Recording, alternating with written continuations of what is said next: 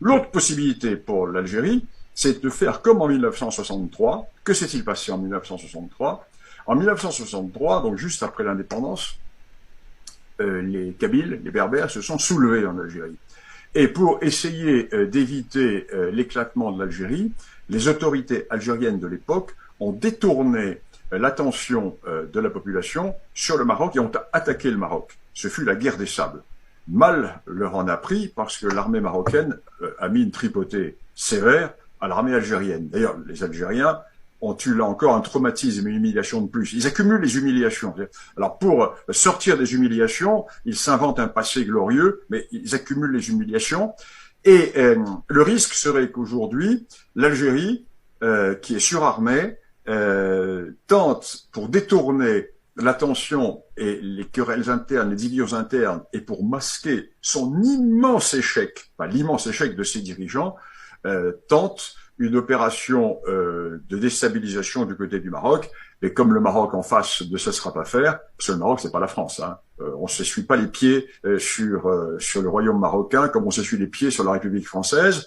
Le Maroc, à ce moment-là, ne se laisserait pas faire et nous serions, ce qui serait terrible, face à un conflit en Afrique du Nord. Quand on a tout ça en tête, il y a quand même une inquiétude pour nous, Européens, parce que pour lutter contre l'immigration subsaharienne qui est à destination de l'Europe, on a forcément besoin, alors peut-être pas d'un Maghreb uni, mais en tout cas de puissances qui comprennent qu'on a des intérêts convergents, c'est-à-dire que eux comme nous, on est face à une vague migratoire d'ampleur, et du coup c'est notre première ligne de défense d'une certaine manière. Alors comment on peut faire en sorte que les Algériens reviennent à la raison et comprennent ça, et qu'on ait une espèce de bonne entente potentielle, cordiale entre eux et nous? Alors moi, je prône ça depuis des années. Mais pour cela, il faut renverser le problème. Il faut que nous nous fassions, nous, respecter. Tant que nous ne serons pas respectés, nous ne pourrons pas avoir de politique méditerranéenne.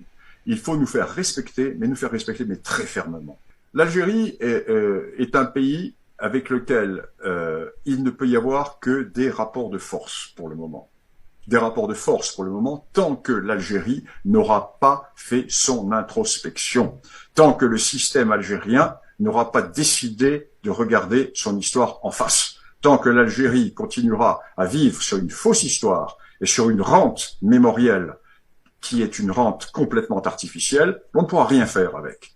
Avec quelqu'un qui refuse de voir la réalité, l'on ne peut pas discuter. Les Algériens prétendent qu'ils vivent dans un monde carré, alors que nous sommes dans un monde rond. À partir de ce moment-là, il n'est pas possible d'avoir un point commun. Quand les Algériens auront enfin admis qu'il y a des réalités historiques qui doivent être prises en compte, alors à ce moment-là, si tout de même nous avons encore nous une volonté d'exister, mais c'est pas évident, nous pourrons avoir des rapports tout à fait normaux, tout à fait amicaux, et j'allais même dire fraternels.